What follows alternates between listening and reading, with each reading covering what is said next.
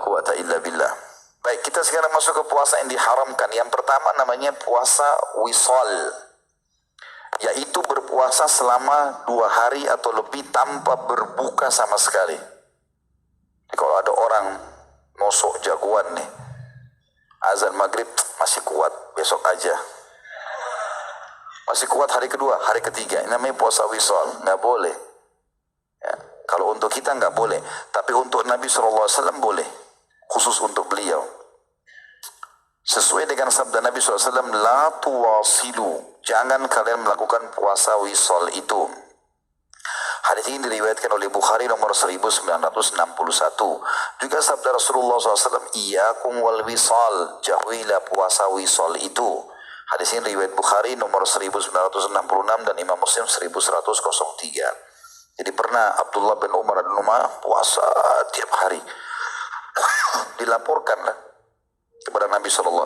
Ditanya, kenapa kau lakukan? Saya masih kuat ya Rasulullah. Kata Nabi SAW, tidak. Kalaupun kau mau melakukan maksimal puasa sehari, buka puasa sehari. Maksimal. Memang subhanallah, ibadah ini teman-teman, kalau antum sudah rutin kerjakan, kita seperti ketagihan. Orang di sini mungkin yang sudah pernah coba puasa Senin Kamis, tapi sudah berjalan nih setahun, 2 tahun, 5 tahun. Sehari kita nggak puasa nggak enak. Rasanya nggak enak. Kayak ada yang hilang gitu loh. Ya.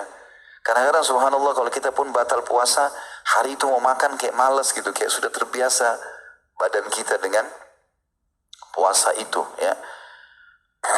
Jadi memang ada orang yang ketagihan dengan puasa atau dengan ibadah. Tetapi tidak boleh juga kita berlebihan atau sampai melanggar syar'i, termasuk masalah puasa wisal. Dan ini hukumnya haram ya, nggak boleh. Jadi antum pada saat azan buka puasa. Yang kedua, puasa pada hari yang meragukan atau yaum asyak, diragukan. Udah masuk Ramadan belum ya?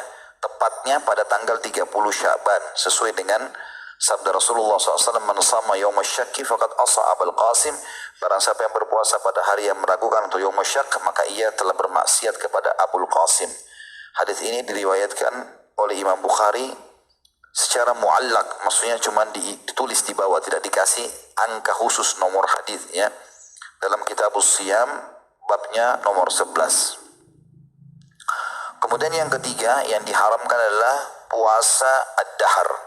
Jadi ini tadi hari syak ini ada ulama, ada juga yang mengangkat riwayat yang lain, hari syak diperhitungkan antara 1 sampai 2 hari sebelum Ramadan. Ya. Karena bisa saja setelah 28 Sya'ban ya sudah masuk Ramadan, atau 29 udah masuk Ramadan. Ya, kalau memang tidak kelihatan baru kita lengkapkan 30. Yang ketiga puasa ad-dahr atau puasa sepanjang tahun. Tiap hari dia puasa, nggak ada jedahnya. Yaitu puasa selama 1 tahun tanpa berbuka. Maksudnya tanpa ada ibadah buka puasa, tanpa ada 1 hari pun dia berbuka, dia tidak puasa. Bukan berarti dia tidak buka puasa ya. Azan dia buka puasa maghrib, tapi besok puasa lagi, lusa puasa lagi. Tidak ada jeda yang dia tidak puasa. Ini dilarang sebagaimana sabda Nabi SAW, la sama man sama al-abad. Tidak ada dinilai puasa bagi orang yang berpuasa sepanjang tahun. Hadis ini riwayat Muslim nomor 1159. Dan juga sabda Nabi SAW, man shama al-abada fala shama wala aftar. Barang siapa yang berpuasa sepanjang tahun, maka ia tidak berpuasa dan tidak pula berbuka. Hadis ini riwayat Ahmad nomor 22.031, An-Nasai 2.374 dan beliau mensahihkannya. Kemudian yang keempat yang tidak boleh juga dilakukan adalah puasa seorang istri tanpa izin suaminya pada saat suaminya berada di sisinya. Sebagaimana sabda Rasulullah SAW, la tasumil mar'atu yawman wahidan wa zawjuha syahidun illa bi'idni, qala waki' illa Ramadan. Seorang istri tidak boleh berpuasa walaupun 1 hari sedangkan suaminya ada di sisinya kecuali dengan izinnya. Waki', salah satu ulama tabi'in, berkata rahimahullah, kecuali puasa Ramadan. Hadis ini diriwayatkan oleh Imam Muslim nomor 5192 dan Imam Bukhari 5192, Imam Muslim nomor 1026 dan juga Imam Ahmad sebutkan di nomor 9812. Ya. Ini kalau puasa sunnah. Kalau puasa wajib tetap si perempuan ini berjalan. Tapi kalau misalnya suaminya lagi cuti hari Senin, dia biasa puasa Senin atau hari Kamis, dia tanya dulu, ini saya biasa puasa Senin Kamis, besok kamu ada cuti. Mana saya puasa enggak? Kalau suaminya bilang enggak usah puasa, kita mau safar, kita mau ini, mungkin suaminya mau biologis, maka itu dia tidak usah puasa. Dan itu dilarang oleh Nabi SAW bagi yang punya istri. Jadi hukum-hukum mau terus ada istri. Jadi atau mengkhayal saja. Poin terakhir, poin C-nya, puasa-puasa yang diharamkan. Sebenarnya masih berlanjut ya. Sama tadi dengan yang sebelumnya. Karena poin-poin tadi 4 yang disebutkan terakhir juga puasa yang diharamkan. Tetapi dia masuk dalam istilah makruh, ya, tahrim. Dia sebenarnya makruh tapi sudah masuk dalam level haram. Kalau yang disebutkan sekarang di poin C memang sudah mutlak haramnya. Puasa haram dilakukan pada hari-hari berikut. Yang pertama pada 2 hari raya, Idul Fitri maupun Idul Adha. Berdasarkan pernyataan Umar radhiyallahu anhu, inilah 2 hari di mana Rasulullah SAW telah melarang berpuasa pada 2 hari tersebut.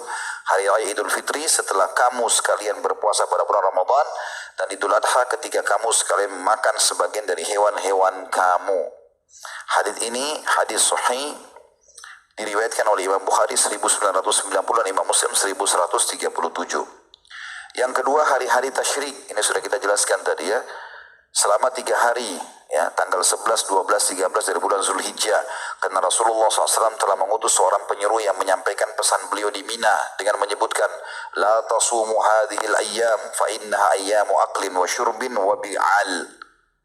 Ya, ini yang bi'al apa boleh buat, yang bujang harus tutup. Ya. Janganlah kamu sekalian berpuasa pada hari-hari ini, karena hari-hari ini, maksudnya hari tasyrik, adalah hari-hari untuk makan dan minum, serta yang ini khusus untuk yang sudah menikah. Hari-hari bersenggama, gitu kan.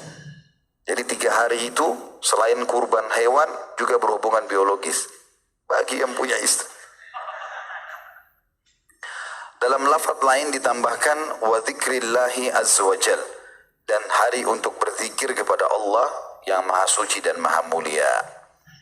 Ini yang kedua dilarang nih, karena hari-hari ini, maksudnya hari tasyrik, adalah hari-hari untuk makan dan minum, serta yang ini khusus untuk yang sudah menikah.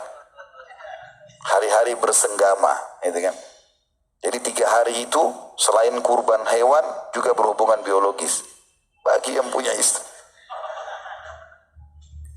Dalam lafaz lain ditambahkan wa dzikrillahi azza wajal, dan hari untuk berzikir kepada Allah yang maha suci dan maha mulia. Ini yang kedua dilarang, haram puasa pada saat. Makanya tadi saya bilang puasa Ayyamul Bid yang 13, 14, 15 khusus bulan Zulhijjah pindah ke 14, 15 dan 16. Paham nggak ini? Alhamdulillah, Allah jadi saksi.